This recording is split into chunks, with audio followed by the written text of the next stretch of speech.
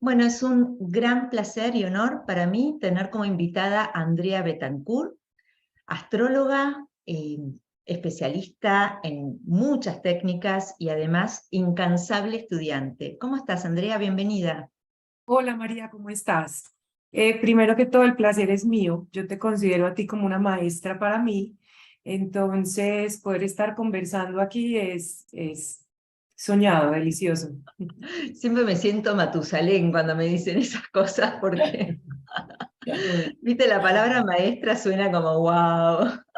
No, yo igual que vos empecé apasionándome por la astrología, solo que empecé unas décadas antes. Y bueno, vos tenemos muchos paralelismos porque vos también fuiste durante muchos años autodidacta, así que eso es interesante y te inclinaste por la astrología psicológica hasta que llegó a tu vida de la mano de la astrología horaria, que es una pasión que compartimos justamente, bueno, el mundo de la astrología tradicional, ¿no es cierto? Y cuando uno se adentra en el mundo de la astrología tradicional, suele ser un antes y un después. Contame tu experiencia con lo que fue encontrarte con ese mundo de la astrología tradicional, ya viniendo con todo un bagaje, porque además yo sé que vos tenés muchísima consulta, así que tenés mucha experiencia de campo, no es todo teoría, sino que realmente lo tuyo es sentarse y atender clientes y ir aprendiendo en el proceso. Me interesa qué pasó contigo cuando la astrología tradicional irrumpió en tu vida. Mira, uno empieza a estudiar astrología básica, pues digo yo, que es como la astrología así, como lo que hoy conocemos como astrología moderna, que es la astrología psicológica. Entonces, desde que tenía 18 años me encantaba leer libros de Linda Goodman, que era lo más fácil de leer y lo que se conseguía en su Mm. época. Y empecé a estudiar en el 2011, empezó como toda mi pasión por la astrología. Y cuando ya llega uno, y yo digo que hay personas que somos muy apasionadas y yo cojo un tema y ya hasta que yo tengo que empezar a consumir y a consumir, y la astrología básica me empezó a quedar como un poquito estrecha, o la astrología psicológica, empieza uno a decir, bueno, ¿qué más hay aquí? ¿Por qué decían que Nostradamus era un astrólogo y yo no veo de dónde está sacando esa información para que digan lo que él dijo? Por decir algo así. Estaba buscando como una consistencia, Sí, digamos. como entender por qué en la antigüedad o por qué los astrólogos nos decían brujos y nosotros simplemente mirábamos cómo es la persona, qué aprendizaje traía, una que otra técnica predictiva, pero era como muy general. Listo. Claro, el foco no Y estaba puesto en la predicción, sino en el autoconocimiento, sí, desde la astrología psicológica. cuando en Facebook empecé a ver algo que se llamaba, alguien empezó a hablar en algún grupo de astrólogos para el mundo sobre la astrología horaria. Y Ujú. yo empecé a investigar sobre la astrología horaria y me encontré con la astrología absolutamente predictiva. O sea, es como si la astrología horaria se me hubiera atravesado en el camino. Es un shock además, ¿viste? Cuando uno Es un primero encuentra la shock y astrología uno no horaria, entiende, no entiende, porque uno cree es leer una carta astral. No, no, es desaprender lo que ya aprendiste exacto. para aprender una astrología totalmente matemática, rigurosa, de si el grado es antes, después, o sea, es un mundo completo. Es una Y, astrología Virgo, totalmente virginiana. y hay alguien acá en Colombia, Giovanni Londoño, yo lo llamo, él me dice, qué coincidencia, estoy en Medellín, encontrémonos y empezamos a estudiar juntos, pues a estudiar juntos Ujú, no, él sabe mucho y me empezó a como a enseñar, ¿ok? ujú, ujú, Eh, y empecé a ver que hablaban mucho de la astrología helenística en la astrología horaria, que la ujú, astrología helenística era la base de la astrología horaria, ¿ok? ujú. Entonces empiezo a soltar un poquito la astrología horaria porque yo digo que uno nunca termina de aprender astrología horaria, jamás. Y empiezo a estudiar astrología helenística. Me encanta la historia, esa es mi segunda pasión, sobre todo la historia antigua. Ujú. Paralelo, reencuentro mi pasión por Egipto y por todo el tema de la egiptología. Entonces, claro, era como otra vez como que se me estaba atravesando algo Ujú, y era la astrología helenística. ujú. Entonces, la astrología helenística en la antigüedad, astrología era sinónimo de predicción. Allá no le importaban cuál es tu misión, sino si es bueno o malo y qué te va a suceder, ¿ok? Y la astrología estaba, y yo empecé a estudiar, bueno, entonces la construcción de las pirámides, pero ¿cómo así? Las hicieron alineadas con la constelación de Orión. ¿Por qué? Y cuando salía la estrella Sirius, venía la crecida del Nilo, o sea, venía la vida al antiguo, pues al mayor imperio antiguo. Entonces, empecé como a estudiar un poco, como todo ese tema de la antigüedad, de la mano con el tema de Egipto. Entonces llegó a Alejandría, todo el tema del imperio tolemaico, la llegada de Alejandro Magno, quiere sacar a Darío, que es el persa, que pues los persas son los dueños de la astrología. Entonces, en Alejandría se queda un mundo que nunca Alejandría había sido importante, es más, no existía. Alejandro Magno fue el que fundó Alejandría.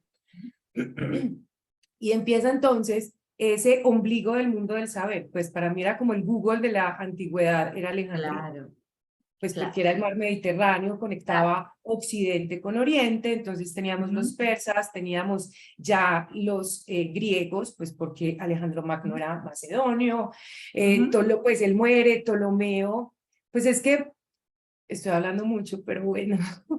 Está muy bien, está muy bien. Yo en cualquier momento te interrumpo, vos no te preocupes. Aristóteles era muy de ese combo de Alejandro y de Ptolomeo, Claro. Ptolomeo Lagos.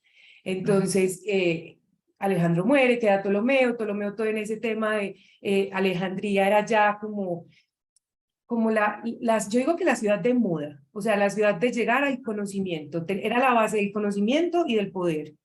Entonces, ahí se empieza como a unir todos esos saberes. La astronomía y la astrología era mirar al cielo, eran los grandes sabios de la época, y se empieza a juntar entonces la astronomía que venía de Mesopotamia, que es la caldea.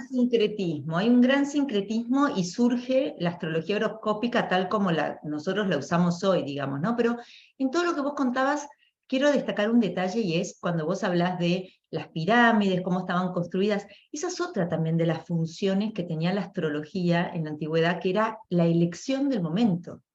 Se elegían los momentos, ¿no? Seleccionar. Y esto lo vemos a lo largo de toda la historia, como, bueno, fundación de ciudades, coronación de reyes, también cumplía esa función, porque, claro, la astrología sostiene que, así como una carta natal muestra el potencial de tu vida, el momento en que se hace una cosa también muestra el potencial de eso que se está haciendo. Entonces, la astrología electiva es un poco como si te dijera la prima hermana de la astrología horaria, ¿no? Están ahí ambas. Andrea, contame, a lo largo, bueno, vos a partir del 17 te fascinás con la astrología antigua y empezás a incluirla en tus consultas. Contame qué es lo que vos aportás, qué es lo distinto, qué te suma el hecho de también haber estudiado astrología tradicional a la hora de hacer consulta. ¿Cómo enriquece esto la devolución de las cartas natales que vos hacés? Enriquece en el sentido de uno está en un periodo. Para los antiguos era muy importante porque la carta astral me prometía algo. Ahí decía que me podía llegar a pasar. Y sí o sí eso iba a pasar, pero yo no sé, o en la astrología moderna o psicológica no sabemos eso, cuándo va a pasar. El cuándo, o sea que la carta ¿Cuándo? natal es el famoso, muestra el famoso qué, ¿no es cierto? El Vos tenés qué, dónde, claro, un Júpiter por en qué puede Piscis, un pasar. Sagitario. Bueno, ahora, el Pero no cuándo. sabíamos el cuándo, ¿ok? Entonces, para ellos era muy importante, como los egipcios, empezar todo en periodos. En esa época eran los decanatos, que empezaban a partir. Entonces, ellos empezaban a partir la vida como en una especie de capítulos, ¿ok? Que eran los periodos. Pero esos periodos podían ser muy largos. Podían ser de 27 años en una liberación zodiacal, o de 12 años en una fardaria, o en la profección un año. Ellos que querían también tener unos subperiodos, o sea, saber qué está pasando en cada momento de tu vida, ¿ok? Y ahí estos señores del tiempo, que es la astrología helenística, que es todo lo que estamos hablando en este momento, solo de ahí hay uno que, no es, que es medieval, pero eso pues, te cuento más adelante, sí, que son las fardarias, pero eso que me dice, eso le puede dar uno al consultante una información grandísima, porque si tu profesión es casa 2, que es la casa de los valores, del dinero, tu foco este año o parte de tu energía debería estar enfocada ahí. ¿Okay? Porque ahí va a estar tu ascendente, pues, o sea, como tu fuerza, tu cuerpo, tu parte física en esa parte, ¿ok? Y a eso le añadimos más periodos, podríamos tener como una visión muy grande sin ni siquiera abrir una revolución solar. Sí, y a mí lo que me gusta de esto es que, porque mucha gente lo que reniega de la astrología tradicional es justamente esta cuestión de que parecería que no hay libertad. Pero a mí me gusta esta frase de todo a su tiempo, ¿no es cierto? Y creo que eso es lo que nos regala la astrología tradicional. Por más que vos te desesperes por alcanzar el éxito profesional a los 30 años, en tu carta está marcado que eso va a suceder a los 50. Entonces, acompañá ese saber del cielo que es mucho más poderoso que tu saber personal, porque nosotros vemos todo de manera parcial, digamos, ¿no? A mí me gusta mucho verlo de esta manera, como algo que nos da libertad más que quitarnos, porque, por ejemplo, a veces yo creo que el argumento de la gente que hace astrología psicológica contra la astrología tradicional sería similar a decir, bueno, no, yo quiero sembrar la soja en agosto, estoy hablando del hemisferio sur, pleno invierno. No es el momento de sembrar la soja. Podés sembrarla, pero no vas a cosecharla luego. Entonces, saber cuáles son los momentos para que las cosas den sus frutos, cuáles son, alinearnos con el propósito de nuestra vida, me parece que es uno de los grandes tesoros de la astrología tradicional. ¿Estás de acuerdo con esto? Totalmente, porque cuando tú dices la libertad, yo en algún momento he pensado que el libre albedrío en la astrología es la actitud que yo tomo ante ese destino. Exacto. Entonces, a veces la gente cree que porque las cartas astral lo dice, él va, me va a atropellar el éxito. Entonces, no, este es el año en que tú te enfoques o que tu energía esté en esto para que aproveches esos pasos de esos planetas o de esa energía. Entonces, aquí digo, o empato con esto, por algo la astrología era para esos grandes gobernantes o esas personas que tenían con qué pagar a estos sabios. Entonces, por eso ellos iban como con su camino delineado. Ya cuando uno tiene esa carta de navegación, probablemente tenga tormentas, pero las estabas no esperando, pero ya sabías que venían momentos de ese tipo. Exacto. Y también, si vos decís, bueno, este es un año te pongo un ejemplo, yo estoy en un año profectado de Libra, ¿no es cierto? Y estoy haciendo, bueno, estuve haciendo el congreso de Tendiendo Redes. Bueno, aproveché a hacerlo en el momento en que Venus pasaba por mi ascendente, por tránsito, porque si mi señor del año es Venus, voy a aprovechar la energía de ese Venus porque va a tener mucho más poder que un tránsito de Marte, por ejemplo. ¿Por qué? Porque este Totalmente. año mi señora del año es Venus. Es Entonces uno Venus. va aprovechando esos conocimientos y los va usando para incrementar la libertad en realidad.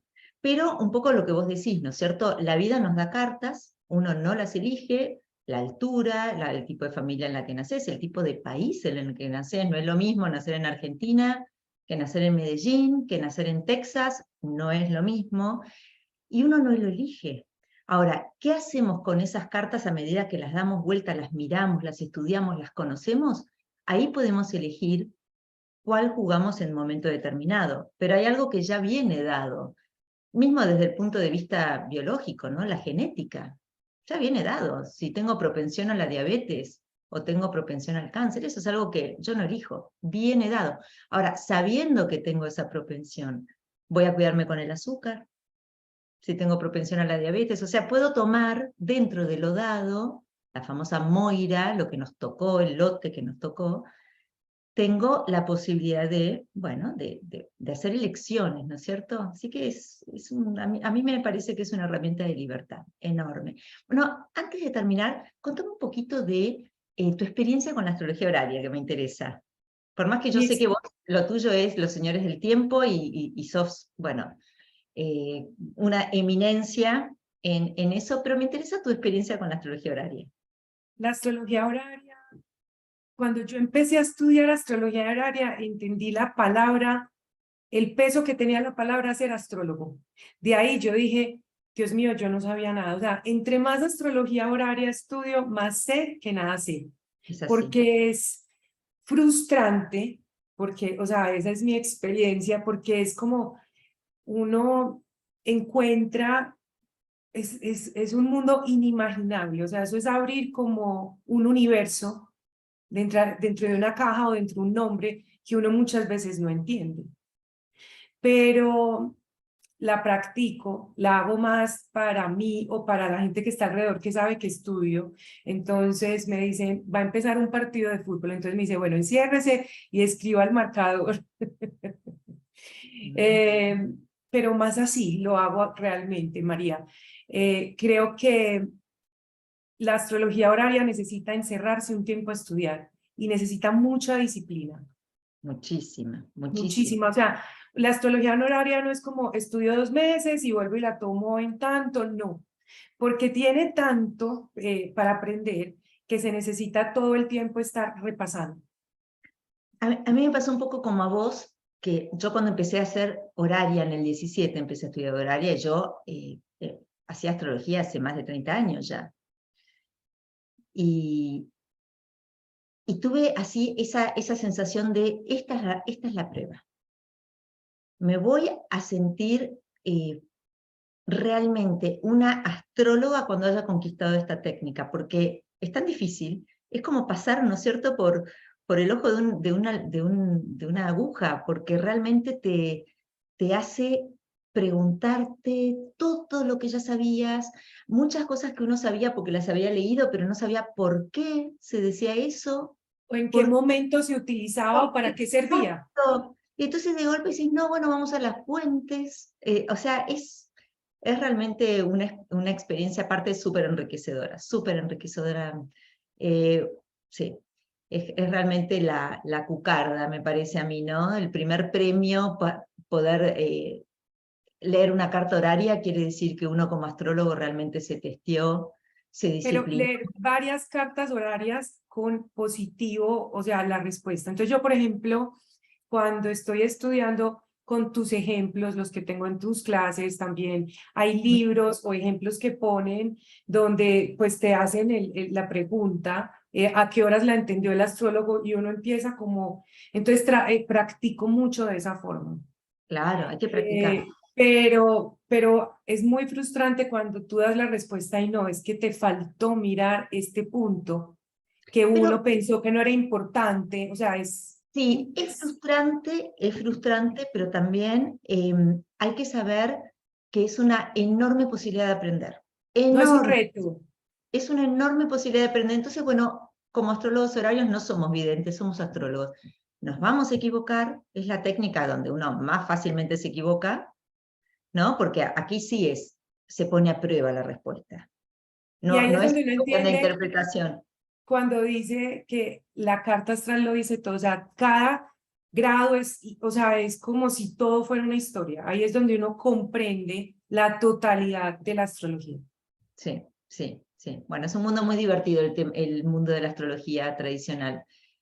Bueno, me encantaría volver a convocarte, Andrea, porque me encantaría que, vos ya que haces tanta consulta, me encantaría que nos contaras cómo fue algunos ejemplos de clientes o personales tuyos, cómo fue tu experiencia usando las fardalias, usando las profecciones, usando la liberación zodiacal. La verdad que me resultaría súper interesante tenerte de vuelta aquí con nosotros para que nos mostraras esos ejemplos. ¿Estás de acuerdo? Sí, yo te traigo unos ejemplos y podemos mirar profecciones, que es tan fácil de Genial. entender y creo que fue de las técnicas más utilizadas en el tiempo. Entonces sí, podemos hacer ejemplos también con fardarias, con liberación, con direcciones. encantadísima. Bueno, nos vemos en la próxima entonces. Muchas gracias por tu tiempo. Chao, Chao, María, chao. que estés bien. Chao.